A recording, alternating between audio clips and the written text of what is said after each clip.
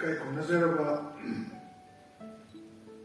Sri Narobam Kambalwang President Patriotic Writers Forum Manipur Learned Professor W. Sandabu Singh Registrar Manipur University Learned Dr. Jerome Graskatan Associate Professor Department of Manipuri Manipur University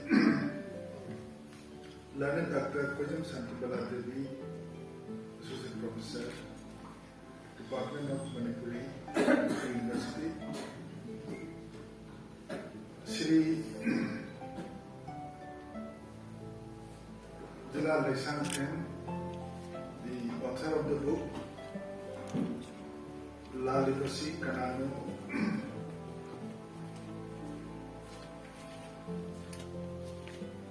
learned deans, learned faculties, distinguished invitees,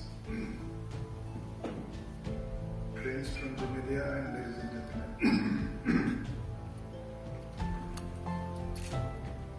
Yang tentang na sige apni jila sahab ki larik home university wapam ani hong da mai thamjage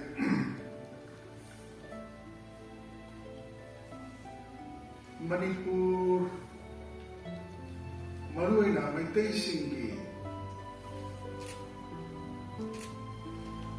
Hainigi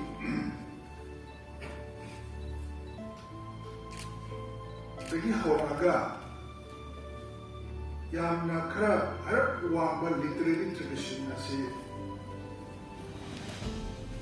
Let Pasi Yamna Nasi Yamna Chauthokchaningai oiba pochak amani literary tradition leiba haibase community amagi chaukhapagi tangkat ama yaurakanda magi literary tradition adu leibani ani subada sahitya ki drama ibagi prose ibagi kavita ibagi tradition leiba haibasisu chaukhatlaba samaj singda tangai phadna leitaba yadaba adumba masak amani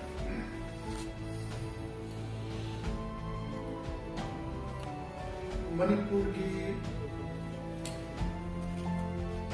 Hujik leiba samaj asida khwaidagi henna productive oiba haibtai akoigi intellectual sing akoigi academic sing asida yamna puthuriba chayom khudingi tha khudingi chahi khudingi akoina khabarda television da uriba intellectual activities mayam sing ase ayamana akoigi sahitya ga mari lenaba adugi publications singida yamna thok oina koina thengaje aduna akoigi creative thinkers, creative writers, akoigi intellectual sing Makoi sing asida wakhangi oiba kraitare koi yam inquisitive oiba wakhangi oiba restless oiba wakhangi oiba yamna koi phongdok ningba mayamda khangan ningba yamna curious oiba dumba magi